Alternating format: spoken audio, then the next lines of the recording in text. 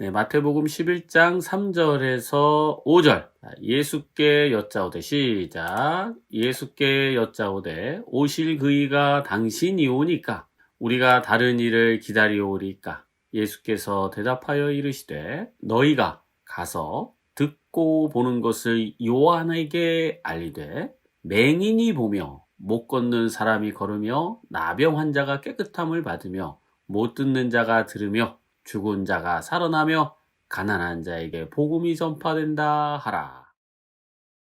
예수님, 요한이 이제 요한 제자들에게 아마 이렇게 좀 물어봤던 것 같아요. 우리는 메시아를 기다리는데 우리를 이끌어주고 구원해줄 그 메시아가 이제 온다고 예언되어 있는데 아니 예수님이 가만히 보니까 세례 요한이 메시아인 것 같아. 그래서 제자들한테 이렇게 물어보는 당신이 그 메시아 맞냐? 이렇게 이제 물어보는 거예요. 그러니까 예수께서 대답하여 이르시되 내가 그다 이렇게 말하지 않고 참 멋있어. 시적이야. 맹인이 보며 못 걷는 사람이 걸으며 나병 환자가 깨끗함을 받으며 못 듣는 자가 들으며 죽은 자가 살아나며 가난한 자에게 복음이 전파된다 하라. 이러면서 이걸 전하래. 그냥 멋지죠? 답변이. 우리도 답변이 이렇게 좀 하면 좋을 것 같아. 누가 물어보면 내가 메시아야.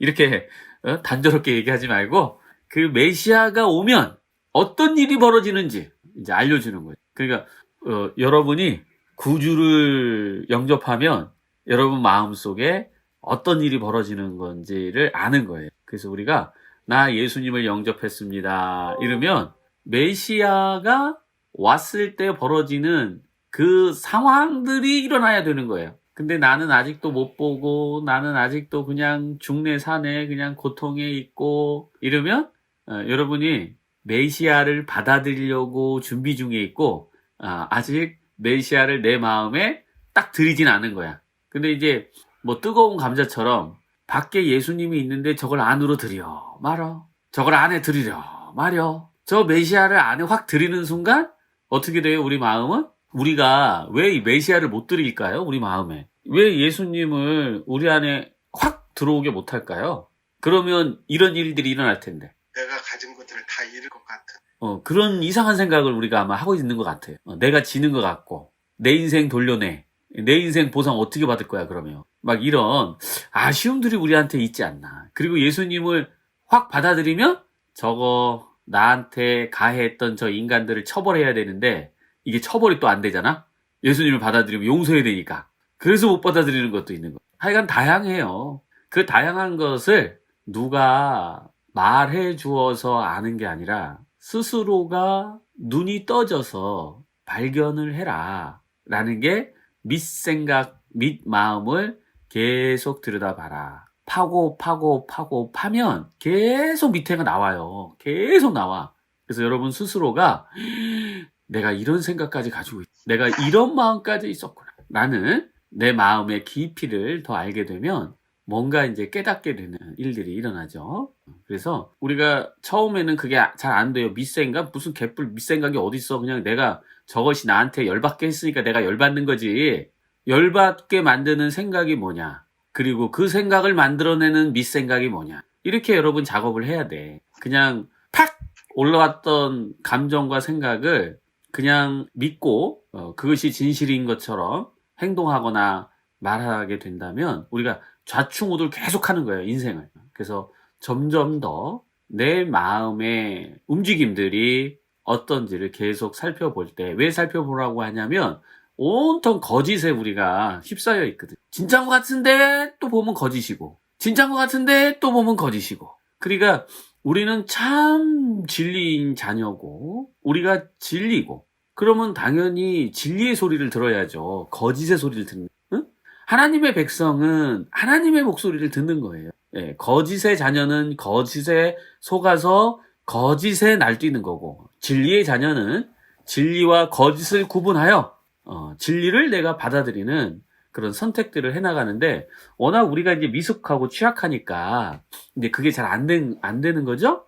안 되기 때문에 이제 그런 훈련을 통해서 우리가 진리의 길을 계속 이제 가고자 하는 건데요. 오늘 말씀을 우리에게 적용해 보면 메시아가 오면 벌어지는 일이에요. 근데 여기서 이제 제일 중요한 포인트가 이거예요.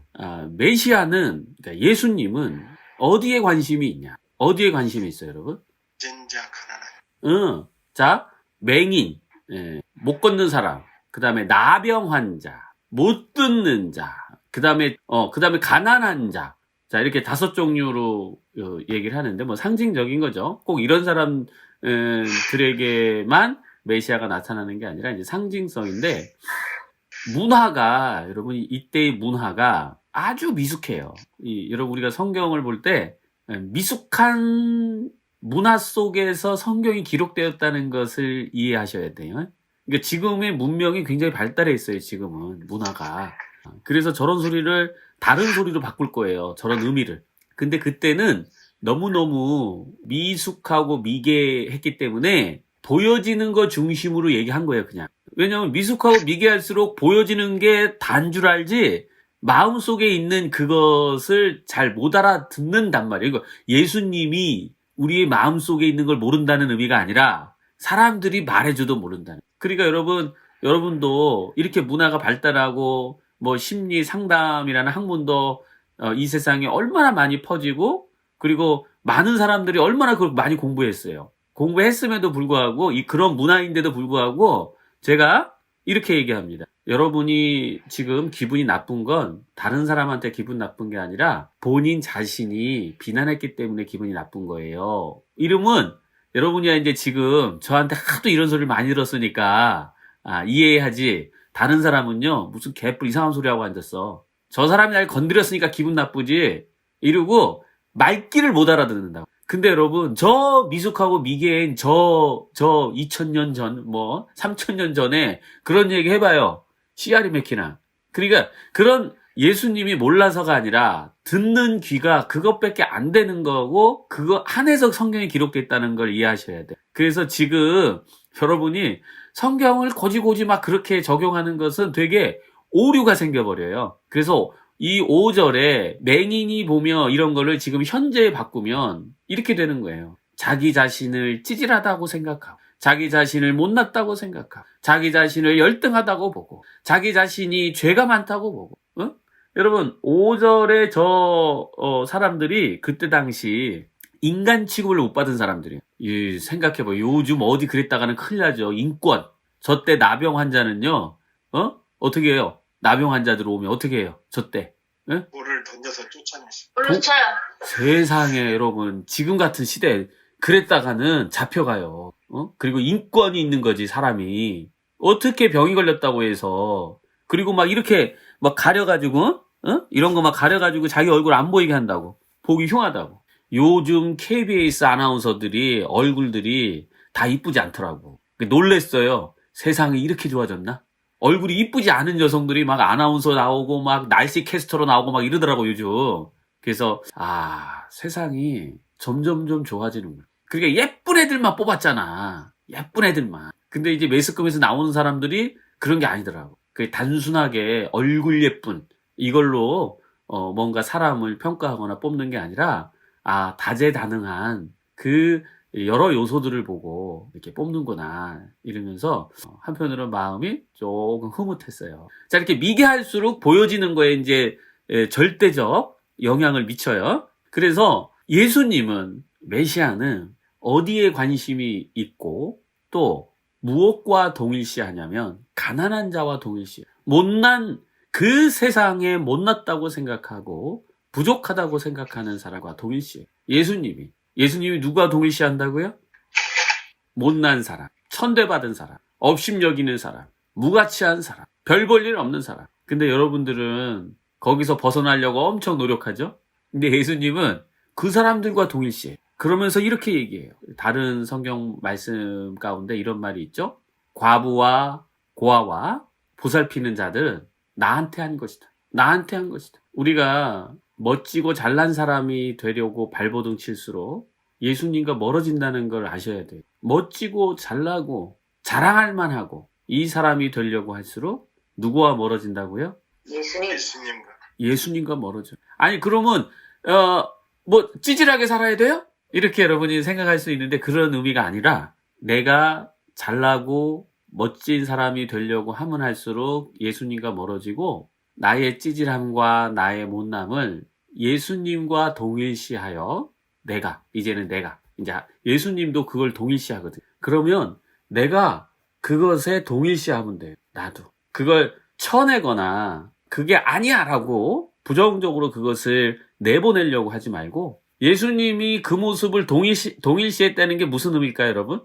못나고 찌질하고 형편없고 무가치하고 인간 취급 못 받는 그 사람들하고 동일시한다는 게 무슨 의미예요?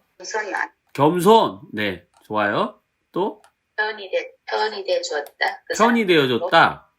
네, 좋아요. 또 사랑했다. 사랑하지 않는다. 사랑했다. 자, 좋아요. 여러분 다 맞아요? 여러분 이제 단어만 다르게 표현한 거지. 예수님은 그 사람에게 관심을 갖는 거야. 관심을 갖는다는 것은 뭘 의미해요? 사랑한다는 거예요. 사랑한다는 거. 아멘. 그러니까 우리가 해야 할 것은 뭐야? 거기서 벗어나는 게 아니라 그걸 사랑하는 거예요. 여러분이 생각하는 형편없음을 해결하기 위해서 열심히 노력할 수 있어요. 여러분의 못남을 해결하기 위해서 열심히 공부해서 박사학위를 따려고 할 수도 있어요. 나의 나쁨을 감추기 위해서 내가 지나치게 착한 모습으로 살아갈 수 있어요. 그러지 말라는 거예요. 그러지 마라. 그러지 말고 예수님을 모습을 우리가 닮아서 예수님처럼 나 자신을 그 찌질함을 그것을 비난하지 말고 사랑해. 사랑할 때에 치유가 일어나고 치유의 결과는 아까 전에 누가 얘기했지? 잘난 모습이 되는 거야, 그냥.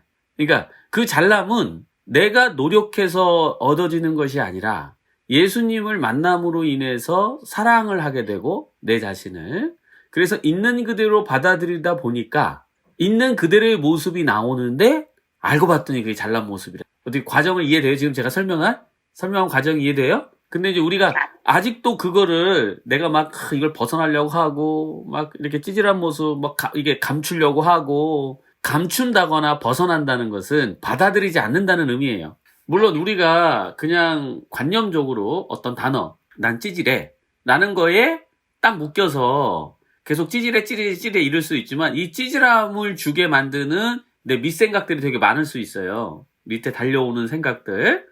그러니까 이런 것도 우리가 이제 성령님께 의탁하면서 깨닫게 해달라고. 나를 찌질하게 만드는 나의 생각들. 그러니까 이건 여러분 카면 보세요.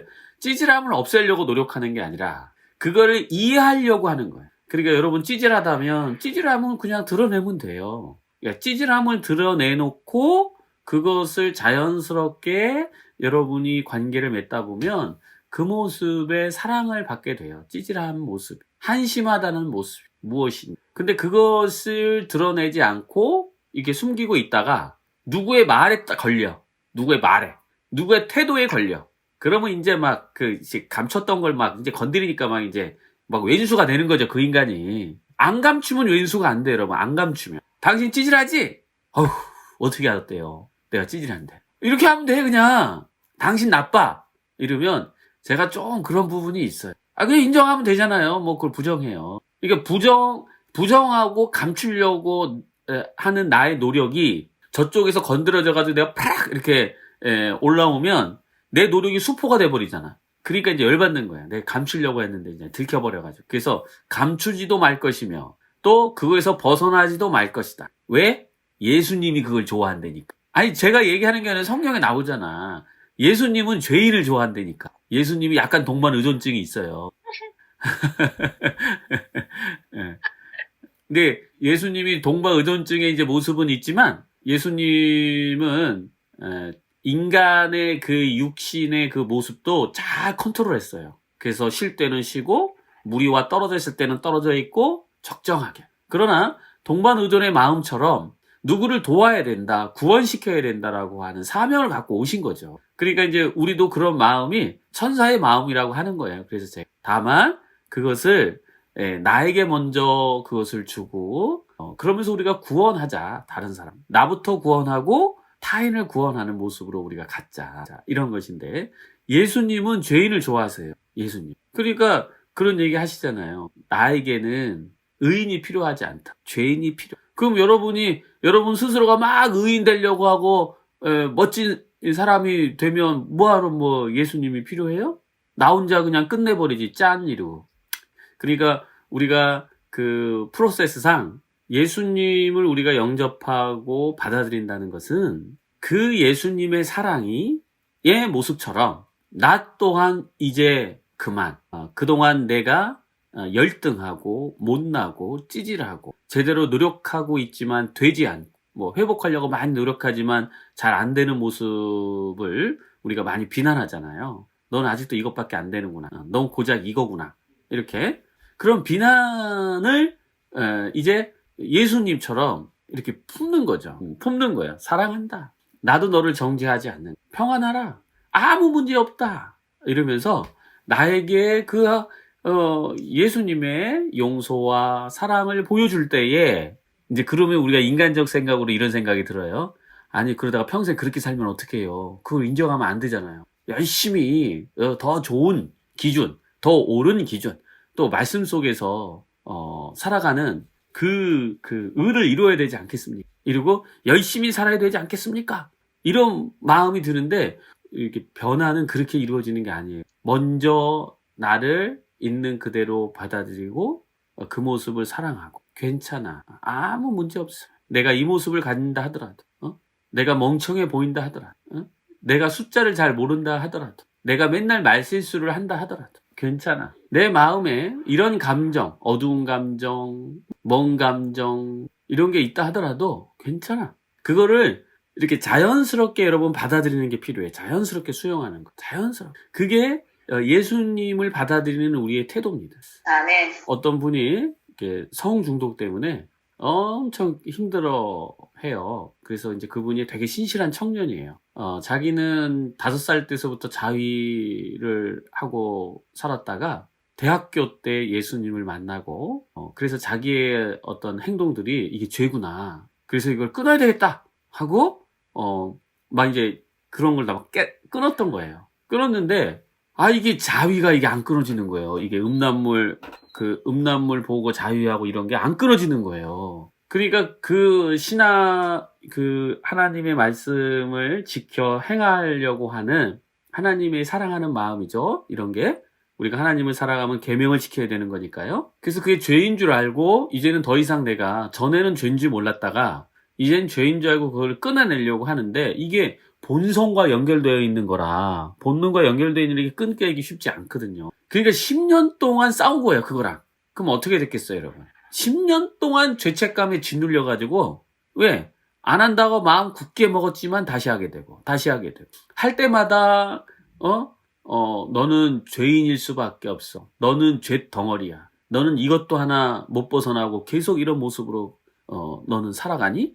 이러면서 이제 신앙이 있고 올바른 이 청년의 모습으로 살아가려고 하니까 박수 칠만 해요. 자기가 건강하게 뭔가 거룩하게 살아가려고 하는 그 모습 좋아요. 근데 그거를 죄로 여기면서 거기서 벗어나려고 하는 그 과정에서 계속 짓눌린다는 거죠. 그걸 죄로 생각하지 말아라. 그랬더니 죄 아니에요? 죄라는 프레임으로 본다면 죄다. 그래서 죄라는 프레임으로 우리가 한번 봐보자 그러면 그게 죄라고 생각하고 너가 마음을 성결하게 하고 정결케 하려고 자위를 하지 않으려고 하는 거니까 그게 죄라고 생각이 들 수는 있지만 그럼 죄의 프레임으로 보자면 너가 계명을 지켜야 되는데 첫째 계명과 두 번째 계명이 뭐냐? 그 계명 중에 제일 높은 계명이 뭐냐? 사랑하라는 거 아니야? 사랑하라는 거. 주 너의 하나님을 사랑하고 너 자신을 사랑한 것처럼 남을 사랑하라는 게 아니냐? 그러면 그 죄가 크냐 이 죄가 크냐? 지금 너는 자유했다고 너 자신을 지금 정죄하고 판단하고 비난했는데 이랬더니 그분이 그래. 판단이요? 난 판단 안 했는데요? 그러니까 이제 여기 성찰이 안 되는 거예요, 여러분. 그게 판단하고 자기를 정죄하는 게 그게 판단한 걸로 모르는 거야, 지금. 그러니까 내 자신을 정죄하고 판단한 것은 사랑하지 않는 거예요. 그럼 우리는 제일 성경에서 제일 큰 계명을 어기고 있는 거야. 제일 큰 계명. 뭐 흔히 우리가 이제 얘기하는 뭐 편의점에서 비닐 2장 훔쳐오는 것과 그래서 잡혀간 그 청년이 있죠.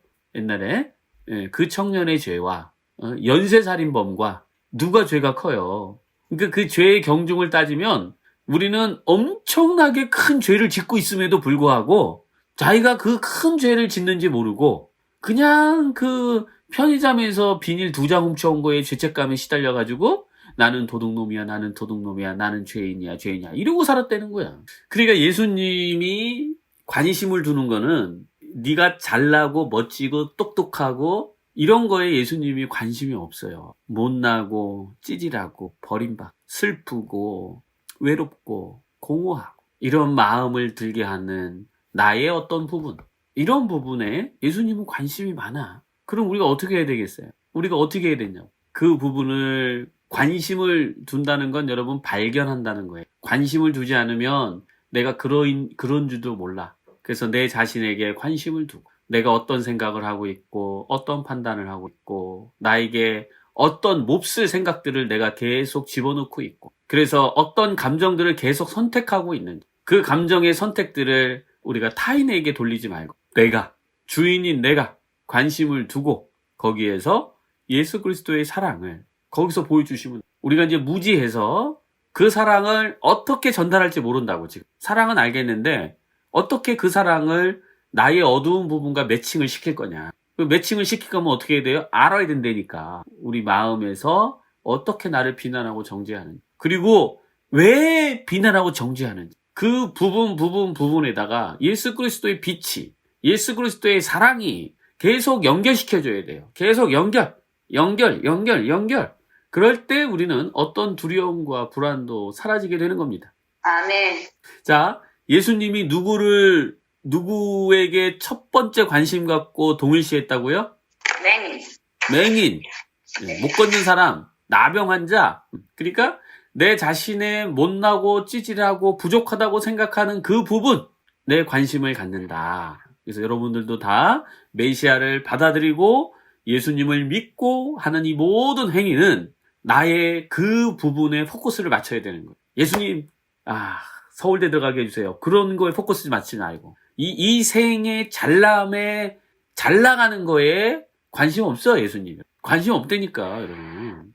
자꾸 우리가 기도를 그런 식으로 해, 해도 되지만, 우리가 조금 더 이제 성숙합시다. 어린애처럼 맨날 사탕 줘 이러지 말고, 그럴 때 여러분, 저 사탕처럼 달콤해지는 거예요, 우리의 삶이. 너무 단 것만 찾지 마시고, 이빨 써보니까.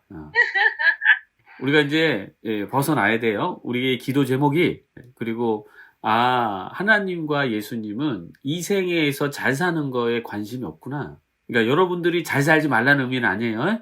예수님의 방식대로 우리의 못남을 사랑하고 수용하면서 살아가면 이 생에서의 풍성함과 잘 살아가는 것은 그냥 자연스럽게 이루어지는 일이기 때문에 그래요. 그래서 그 자체를 관심을 두지 않는 거예요. 그거는 관심의 대상이 아니에요. 그러니까 우리 또한 내가 잘 먹고 잘 살아야지라고 하는 것을 관심을 두다 보면 여러분이 피폐해집니다, 마음이. 뭐 그렇게 해가지고 돈을 많이 벌고 잘 살 수는 있어요.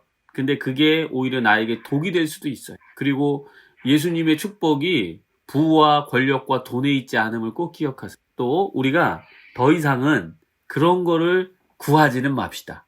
이제부터는. 그러니까 우리가 필요하다면 생기는 거고, 만들어지는 거고, 그리고 자연스럽게 그걸 쓰면 되는 거예요. 우리의 제일 첫째의 관심은 내 마음의 어두운 그림자, 아픈 부분, 이런 것들을 잘 용서하고 용납하는 그 시간들이 여러분들 다 되어서 예수님의 그 사랑, 예수님이 어디에 관심을 갖고 있는지 여러분 마음속에 메시아가 들어가셔서 우리의 어두운 부분들을 잘 빛으로 밝히시고 또 따뜻하게 추운 마음이 있거든 따뜻한 품으로 용서하는 이런 시간이 되었으면 좋겠어요. 근데 이제 이런 생각을 여러분 가질 수 있어요. 아니 나는 다른 사람이 따뜻하게 안아주길 바란다. 그리고 사람이 옆에 있어서 나와 함께 있어줬으면 좋겠다. 요걸 바랄 수 있는데요. 꼭 그러지 않아도 될 수 있어요. 꼭 그러지 않아도 될 수 있는 게 뭐냐면 결국 여러분들이 춥고 외롭고 이런 게 여러분이 틀렸다고 생각하기 때문에 나타나는 감각적 반응이에요. 그래서 예수 그리스도가 우리 마음에 딱 잘 안착하면요. 내 옆에 사람이 없어도 옆구리가 안 시려. 자꾸 옆구리가 시려가지고 다른 사람 옆에 있어야 돼 이러면 우리가 아직 상당한 미숙한 가운데 있구나. 내가 이 미시적인 세계를 보지 못하고 자꾸 가시적인 세계 속에서, 즉 유아적인 시각에서 이 세상을 살려고 하다 보니까 좌절이 많이 일어나요. 그러면 그래서 이걸 여러분들이 여하튼 깨달아서 우리가 무한적인 존재구나, 정말 무궁함의 그 에너지를 받아들일 수 있고 어떠한 것도 해함을 받을 수 없는 그런 정말 영이구나, 이런 거를 여러분들이 이제 깨닫게 되는 시간들이 오길 기대해 봅니다. 네, 기도하겠습니다. 하나님 감사합니다. 예수님 이 땅에 오셔서 처음 사역은 바로 가난한 자와 병든 자와 맹인들, 그 시대에 천대받고 사람 취급받지 못했던 그 사람들을 찾아가서 구원의 메시지를 또 회복해 하시고, 주님 우리에게 그 사랑을 보여주셨. 우리도 더 이상 우리의 삶에 또 나의 모습 가운데 그 어둠 속에서 울고 있는, 관심 가져주지 않았던, 그동안 천대받고 못남 여김 받았던 나의 부분들을 이제 예수님의 그 품, 예수님의 손길, 예수님의 그 따뜻한 눈빛으로 이제 우리 마음에 그 사랑을 주어지게 하여 주시고, 그래서 더 이상 우리가 수없이 많은 우리 자신을 판단하고 비난했던 것을 멈추고 예수 그리스도의 사랑으로 그것을 품음으로 인하여 우리의 마음에 평강이 자리 잡고 늘 즐거움 속에서 사랑을 서로에게 주는 그런 역사들이 속히 이루어지기를 기대합니다. 주님, 우리가 그 믿음을 가지며 결단하고 앞으로 나아갈 수 있도록 우리에게 깨달음을 주시 감사드리며 예수님의 이름으로 기도드립니다. 아멘.